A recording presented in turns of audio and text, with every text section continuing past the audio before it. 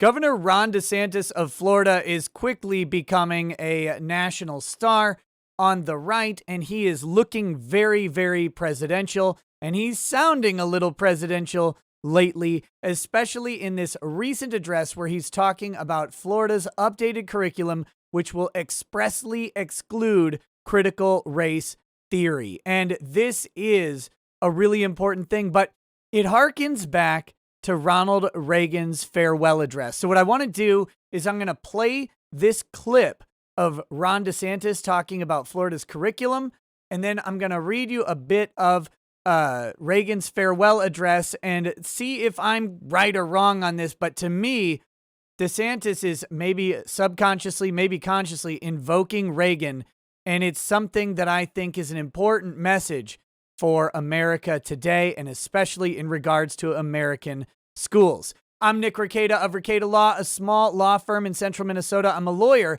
but I'm also a legal and political commentator here on YouTube. If you like that sort of content, please hit the subscribe button and the notification bell so you don't miss any videos, all right? Because, look, you want to be informed. You got to be informed. All right, let's listen to DeSantis here and see if you guys agree with me on my assessment, okay?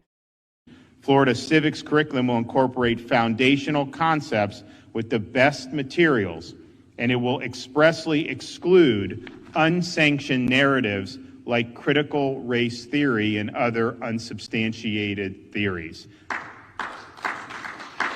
Interrupted by clapping.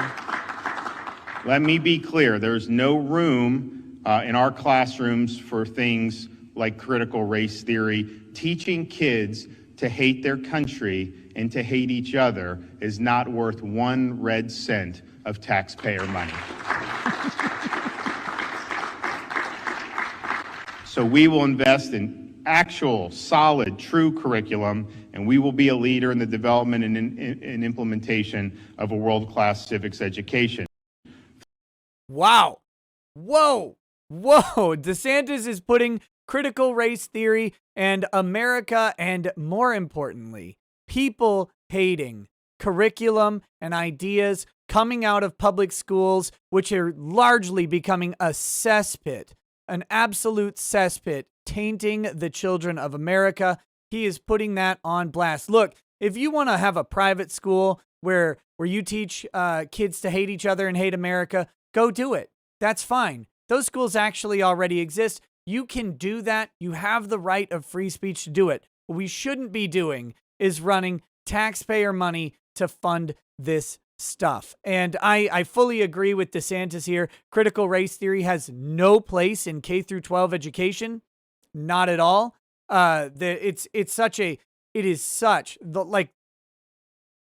Critical race theory.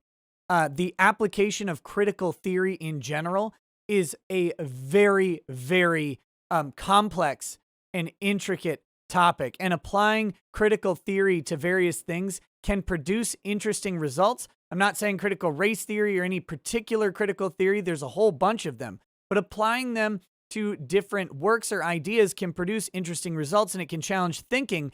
That is not the type of education that needs to be done at the K through 12 level, where you need to learn facts. You need to learn basic concepts.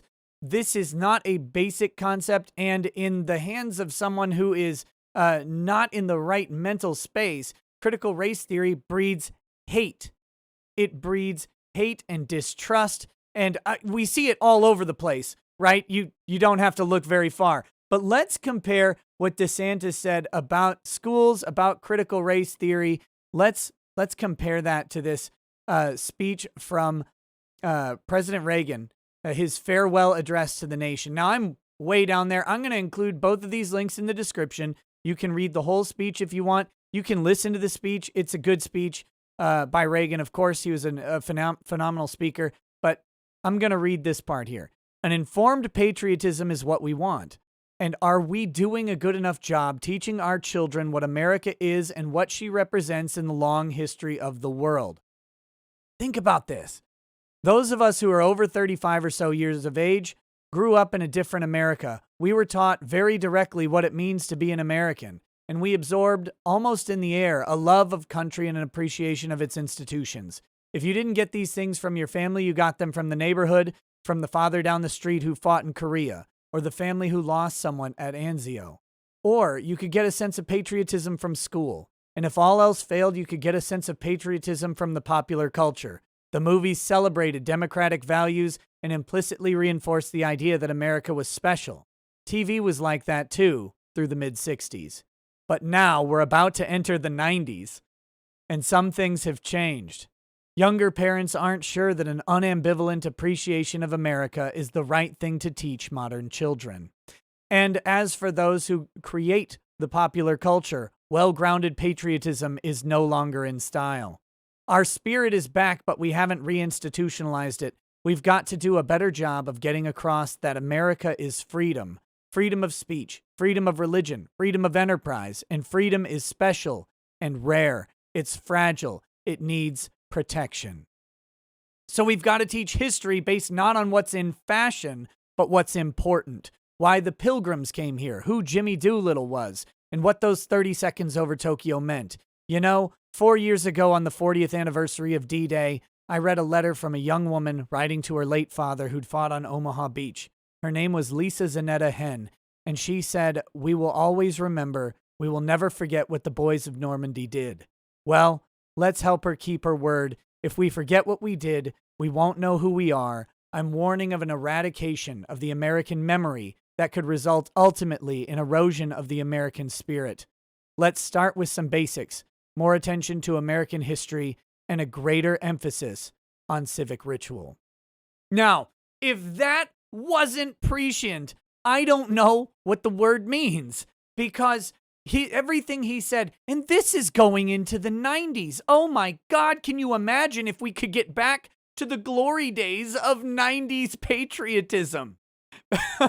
Thinking about this, look at the Hollywood of the 80s and 90s, and think that Reagan was saying that Hollywood was already disingenuous about the greatness, the uniqueness, the specialty, the rarity of America, was already denigrating the core values. I look back on the 80s and 90s and watch movies from then, and all I see is freedom. Freedom, baby, left and right. Wall-to-wall American flags being carried in the claws of eagles. That's what it seems like, and it was already eroding then. My, how far we have fallen. Could you imagine Reagan giving this speech today and how different it would sound?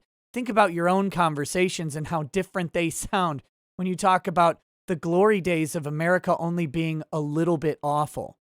The 80s and 90s of America having some, some historical issues to work through, but overall being a rare and special people who valued freedom. Nowadays, we're locked down and it's to thunderous applause. Nowadays, we're trying to actively teach people that America is bad, and we're doing it in American schools. And we're actively trying to teach people that not only is America bad, their neighbors are bad. Their neighbors are to be distrusted. Their friends aren't good. Their friends have some sort of burden based on their skin color. The horseshoe is complete.